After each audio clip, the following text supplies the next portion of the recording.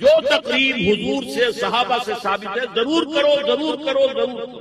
ابو علیہ بالدواجی اپنے دانتوں سے پکڑ کر جو تقریب ثابت یقیناً یہ کہیں باہر یا تو ہمارا خاندانی پس منظر جو ہے اکثر تو ہندوؤں سے مسلمان. نمبر 1 نکاح مسجد حدیث موجود ترمذی شریف کی روایت عالم حاضر نکاح وجعلوه فی المسجد. نکاح کا اعلان عام کیا کرو مسجدوں میں منعقد. میں حیران ہوں کیوں نہیں علماء کرام عیسائیوں نے آج تک اپنے چرچ کی اور اپنے پادری کی عزت یہ رکھی کہ شہزادے اور شہزادی کی شادی ہوگی وہ بھی پادری چرچ میں. نمبر 2 نکاح کے موقع پر کوئی دعوت کام کوئی ثابت دعوت کام صرف ایک ہے وہ ولیمہ. اس قدر معقول سب باپ اپنے سینوں پر ہاتھ رکھ کیا بیٹی کو گھر رخصت کرتا وقت خوشی نہیں ہے ماں صرف یہ ہوتا ہے عیسائی آف ریلیف ایک ذمہ داری کی ان سے مرغ پلاؤ کھانا. معقول بات کیا ہے لڑکا اس کا گھر آباد وہ ولیمہ اس پر باقاعدہ عادی اونے ولو بشاطر ولیمہ ضرور کرو چاہے ایک ہی بکری ہو ذبح کرو کاٹو اپنے دوست. یہاں تک کہا کہ بے شک طعام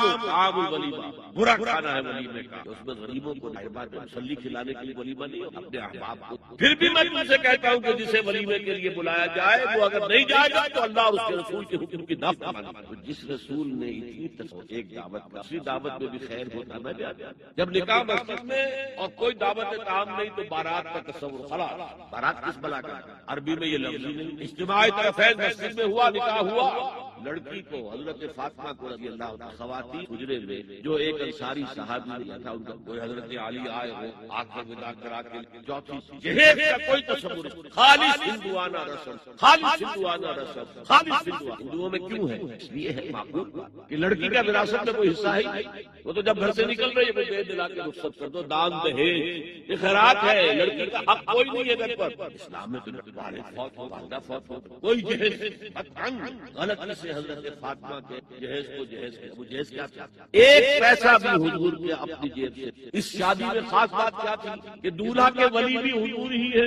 اور کون ہے علی کا کون تھا ولی اور دلہن کے والد بھی. اب حضور پوچھتے ہیں حضرت علی تمہارے پاس مہر دینے کے لیے کچھ فقراء صحابہ فرمایا مہر تو دینا ہے تمہارے پاس ایک زرہ ہوتی. انہوں نے یہ سمجھا زرہ تو جہاد کے لیے تو نہیں. فرمایا جاؤ اسے بیچ کے گروی رکھ دیں. وہ گئے حضرت عثمان نے خریدی اور کچھ دنوں کے بعد واپس کر دی ہدیہ. اس وقت اگر کہتے چھوڑو علی کہاں لو اس پیسے دلہن اور دو تکیے جس میں کھلی کھال ایک مشکیزہ کنویں سے ایک چکی جو ہو یا ہوئی ایک دوسلا یہ تھا جس میں ایک پیسہ بھی حضور کا شامل وہ حضرت فاطمہ کا مہر تھا. ورنہ مدینے ہی میں دوسری آپ کی صاحبزادی کا نکاح حضرت عثمان سے بھی ہوا. کہیں ذکر ہے کہ حضرت عثمان کا گھر بھرا ہوا. بہرحال یہ شادی کو آسان کرو زنا کو مشکل بناؤ. یہاں شادی کے لیے نارمل تیل ہوگا تو رادھا ناچے کچھ تقاضے کچھ لوگوں کو کھانا کھلوارات پھر آئے گی کچھ تو اسلام کا فلسفہ جو میں نے 4-5 باتیں آپ کو فلسفہ یہ ہے کہ لڑکی کے باپ پر ایک پیسے کا بوجھ نہیں. لڑکی پال تو اس کے دوبارے حوالے کر دیا. اور کیا چاہتا سارا مرد آزماں مرد آفری مرد کو چلے تم مرد مہر تم دو گے. اور سب سے بڑھ کیا ہو رہا ہے آج کل بھی ہمارے ایک کام ہوتے ہیں کچھ وہی ہندوانہ پر نکاح کی محفل والے کون لڑکے والے پلاؤ کن سے کھاتے بھائی جس کو تمہیں مرغ پلاؤ کھلا رہا ہے وہ چھوارے نہیں مار سکتا. یہ ہے اسلام اور غیر چھوارے رہنے والے اور پھر دعوت اڑائیں گے. الانسان اذا ما ابتلاه ربه فاكرمه ونعمه فيقول ربي اكرمن. انسان کا معاملہ یہ ہے کہ جب اس کا رب اسے آزماتا ہے اسے عزت دیتا ہے نعمتیں دیتا ہے تو وہ کہتا میرے رب نے مجھے عزت دی. واما اذا ما ابتلاه فقدر عليه رزقه جب اسے آزماتا ہے اور اس کا رزق جو ہے اس پر تنگ کر دیتا ہے راشنی کر دیتا ہے تھوڑا تھوڑا دیتا ہے. ويقول ربي احد تو وہ کہتا میرے رب نے مجھے ذلیل کر دیا. کلا صدق. آپ کو کیا خرابی نظر آئی؟ کوئی شرک نہیں ہے. اس نے یہ تو نہیں کہا کہ مجھے نعمتیں دی ہے تو کوئی لکشمی بائی کی کرم کی کرپا ہو گئی. اللہ نے میرے رب نے مجھے عزت دی. اور اگر کہیں تنگی آ گئی ہے تو یہ میرے رب نے دیا. توحید تو مکمل ہے کہ کسی اور دیوی دیوتا کسی اور الہ کا تذکرہ نہیں ہے. رب ہی نے مجھے عزت دی رب ہی نے مجھے ذلیل کیا. تو عز من تشاء و تذل من تشاء. اللہ تو ہی ہے جس کو چاہتا عزت دیتا جس کو چاہتا ذلیل کر دیتا. تو کیا خرابی کیا اس میں؟ خرابی یہ ہے کہ اس دنیا میں جو کچھ تمہیں ملتا ہے تم اسے عزت مت سمجھو. یہ امتحان ہے. اور اگر کبھی تنگی آتی ہے اسے ذلت نہ سمجھو، یہ بھی امتحان ہے، یہ برابر ہے۔ تم نے اسے عزت سمجھا، دھوکہ کھا گئے، اس کو ذلت سمجھا، دھوکہ کھا گئے۔ چاہے توحید انٹیکٹ ہے آپ، لیکن توحید یہ ہے وہ تو یوں سمجھیے کہ جڑ بنیاد ہے نا ہدایت کی، اس سے اوپر بھی تو منزلیں ہیں ہدایت کی۔ یہ امتحان ہے۔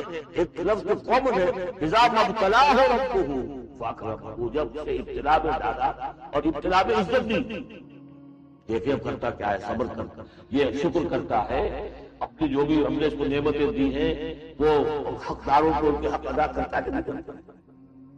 یہ عزت نہیں ہے، عزت تو تب ہوگی جب تم اس امتحان میں پورے اترو گے۔ ذالک یوم التغابن، وہ تو قیامت میں پتہ چلے گا کہ کس کے لیے عزت تھی، کس کے لیے تھی۔ کسی کو تنگی دی ہے تو یہ ذلت نہیں ہے، دیکھنا ہے صبر کرتا ہے کہ نہیں کرتا۔ کہیں یہ بالکل مستر ہو کر اور اپنی عزت نفس جو ہے ہتھیلی پر رکھ کر لوگوں کے سامنے مانگنے کے لیے تو نہیں نکل جائے، پتہ چل گیا۔ تو یہ امتحان ہے۔ تو پہلا درجہ سمجھیے کہ چاہے فراوانی ہو، عیش ہو، آرام ہو، دولت ہو، یہ بھی امتحان ہے۔ تکلیف ہے، رنج ہے، محنت ہے، مشقت ہے، اسرت ہے، تو یہ بھی امتحان ہے۔ دونوں برابر ہو گئے۔ اب بھی ہدایت اس سے اوپر بھی ہے۔ ہمارے دل میں یہ چور رہے گا پہلا امتحان آسان ہے، دوسرا مشکل ہے۔ حقیقت اس کے برابر ہے۔ پہلا مشکل ہے کہ دولت میں رہ کر بھول جانے کا آپ کے اندر زیادہ امتحان۔ حدیث آپ کو سنائی تھی، ما قل و کفا خیر مما کثر و الغا۔ اگر سختی ہوگی، دولت ہوگی تو اللہ کو بھول جاؤ گے، تو زیادہ سخت انسان یہ ہے، زیادہ بڑا انسان یہ ہے۔ اور اگر ناپ بول کر گزرا تو ہمیں اللہ یاد رہے گا۔ یہ ہلکا ہے کہ حقیقت وہ بھاری ہے۔ اور اسی میں وہ واقعہ نوٹ کر لیجیے امام احمد بن حنبل رحمۃ اللہ علیہ کا، کہ جب وہ مار پڑ رہی تھی کہ اس کے بارے میں الفاظ ہے کہ ہاتھی کو بھی وہ مار پڑتی تو دل بلا ہوتا، اس وقت آنکھوں میں آنسو نہیں آئے۔ کب آئے؟ جب بادشاہ وقت خلیفہ وقت کا ایلچی آیا ہے، اشرفیوں کے تھوڑے کہ یہ بادشاہ سے آپ کو بھی نظرانا، تب اے اللہ میں اس امتحان کے قابل، یہ امتحان سخت ہے۔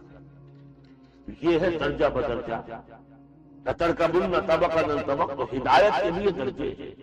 پہلا درجہ تو یہ ہے کہ جو بھی ہے اللہ کی طرف سے، تنگی ہے تو اللہ کی طرف سے، اور فراوانی ہے تو اللہ کی، یہ توحید تو پوری ہو گئی آپ کی اللہ کی طرف سے۔ لیکن اس کے اب آگے درجے ہیں، یہ امتحان ہے، یہ بھی امتحان، وہ بھی امتحان۔ اس اعتبار سے دونوں بھی امتحان ہیں، یہ دونوں برابر ہیں۔ اس سے بھی اوپر یہ ہے، وہ امتحان مشکل ہے فراوانی والا، اور یہ امتحان ہے یہ آسان۔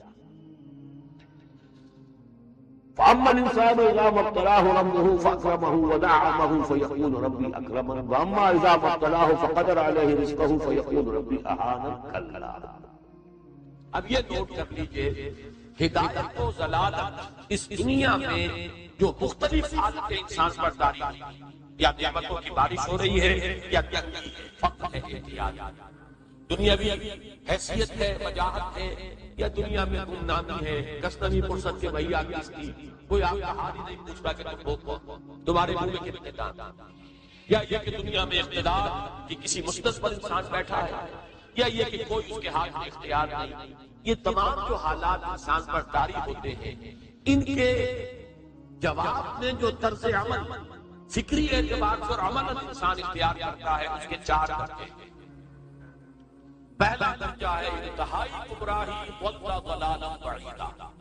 وہ کیا ہے؟ اگر عزت ہوئی، نعمتیں ملی، فلاں دیوی یا دیوتا کی نگاہ کرم ہے، اس کی کرپا سے یہ، اور اگر کوئی تکلیف آ گئی، مصیبت آ گئی، معلوم ہوتا ہے کہ فلاں دیوی یا دیوتا ہم سے ناراض ہے، یہ کالی دیوی کی طرف سے کوئی مصیبت آ گئی ہے، یا یہ لکشمی دیوی کی نگاہ کرم ہے کہ ہمیں دولت مل گئی ہے۔ یہ جو ہے شرک ہونے کے اعتبار سے یہ ہے ضلال بعیدا، انتہائی پستی۔ اس پستی سے اوپر آئیں گے تو توحید کی پہلی منزل ہے، عزت دی اللہ نے۔ اگر کوئی تنگی آ گئی، فقر، تکلیف، کوئی ذلت، رسوائی، یہ بھی اللہ کی طرف سے۔ ایک اعتبار سے تو انسان ہدایت پر آ گیا، بڑی گہرائی تھی اس گندگی کی اور اس خباثت کی جو شرک جس کا نام ہے، اس سے انسان نکل آیا نجاست سے۔ توحید تو ہے، لیکن ابھی اس کی گمراہی کا ایک ایلیمنٹ شامل ہے۔ اور یہ گمراہی سے جب تک آگے نہیں آئے گا، اوپر نہیں ابھرے گا، اس کا طرز عمل کیا ہوگا کہ ذرا کچھ مل گیا، عزت مل گئی، پھولے نہیں سما رہے، اب زمین پر قدم نہیں ٹک رہے، گردن اکڑ گئی، کہیں محرومی ہو گئی، کوئی تکلیف آ گئی، کوئی مشقت فقر آ گیا، اب کچھ کر رہے تھے۔ ان دونوں کیفیات میں انسان کا پینڈولم جو ہے وہ ایکسٹریم ہو جائے گا۔ یہ کب ہوگا؟ جب کہ انسان یہ سمجھتا ہے کہ اس دنیا میں جو دولت مل گئی یا عزت مل گئی تو یہ گویا کہ بڑی کوئی قابل فخر ہے، اور اگر یہاں پر کوئی تکلیف آ گئی، کوئی مصیبت آ گئی، فقر و فاقہ آ گیا تو یہ گویا کہ بہت ہی اہانت آمیز ہے۔ اگر یہ انسان سمجھے گا تو طرز عمل وہ نکلے گا، نتیجے کے طور پر جو میں بیان کر چکا ہوں، یہ گمراہی ہے۔ اس گمراہی سے نکلیں گے تو آپ کس مقام پر آئے؟ دوسری منزل ہدایت کی کیا ہے؟ نہ یہ عزت ہے نہ یہ ذلت ہے، دونوں حیثیتیں برابر ہیں کہ یہ امتحان۔ اسی لیے ان دونوں آیتوں میں ایک لفظ قدر مشترک ہے، اذا مبتلا فاما الانسان اذا مبتلاه ربه فاکرمہ ونعمہ۔ یہ بھی ایک ابتلا ہے، آزما رہا ہے اللہ، کبھی وہ دے کر آزماتا ہے، کبھی چھین کر آزماتا ہے، کبھی فقر و فاقہ سے آزماتا ہے، کبھی وہ کثرت دولت اور کثرت مال سے آزماتا ہے، کبھی وہ صحت دے کر آزماتا ہے کہ یہ قوت و توانائی اور صحت جو میں نے دی ہے اس میں کیا کرتا ہے، کبھی وہ مرض کے ذریعے سے آزماتا ہے کہ صبر کرتا ہے کہ نہیں کرتا۔ ہمارے لیے شکوہ اور شکایت اس کی دوا نہیں آ جاتی، نالا صحبت تو نہیں آ جاتا، تکلیف جھیلتا ہے کہ نہیں، اس میں تحمل ہے کہ نہیں، تو صبر کرتا ہے یا شکر کرتا ہے؟ یہ دونوں کیفیات حقیقت اس اعتبار سے مساوی ہے، یہ بھی امتحان، یہ حقیقت جب سامنے ہوگی اب وہ پینڈولم جو ہے وہ بہت کم ہوگا، یعنی انسان میں طبعی طور پر تو ایک اثر ہوتا ہے غیر اختیاری۔ کسی چیونٹی نے کاٹا آپ کے پاؤں پر، آپ اپنا پاؤں ہٹا لیں گے، اس میں کوئی ارادہ نہیں، یہ ریفلیکس ایکشن ہے، غیر اختیاری ہے۔ اس حد تک تو انسان ضرور متاثر ہوتا ہے، اس سے تو کوئی انسان جو ہے وہ بلند تر نہیں۔ حضرت ابراہیم رضی اللہ تعالیٰ حضور کے وہ نومولود فرزند انتقال جب ہو رہا تھا، آپ کی آنکھوں میں آنسو آ گئے۔ اب یہ ایک طبعی اثر ہے، ایک فیل ہے، انفعالی کیفیت ہے جو بالکل طبیعی، لیکن یہ نہیں کہ اس کی وجہ سے انسان کی زبان پر کوئی شکوہ آ جائے، کوئی شکایت آ جائے، یہ نہیں، یہ ایمان کے منافع ہے۔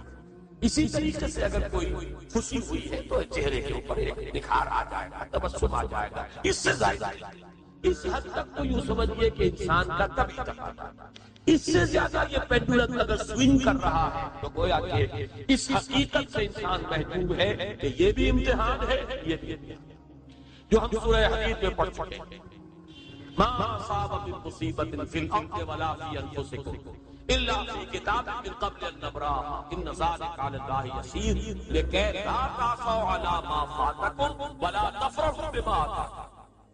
اللہ تمہیں کچھ دے تو اتراؤ مت، اللہ تم سے کچھ چھین لے تو اس کے اوپر افسوس مت۔ اس کا یہ نتیجہ ایمان کا نکلنا چاہیے۔ اگر تمہیں ایمان ہے اللہ کا، اگر تمہیں یقین ہے کہ جو کچھ ہوا ہے اللہ کے اذن کے بغیر نہیں ہوا، اگر تمہیں یقین ہے کہ اللہ نے جو میرے لیے طے کیا ہے اس میں میرے لیے خیر ہی ہے، چاہے فی الحال فی الوقت فوری طور پر مجھے ناگوار محسوس ہو رہی ہے بات، لیکن یقیناً میرے لیے اس میں خیر ہے میرے رب کی طرف سے کہ ہر احساس کی مارے یعنی اللہ۔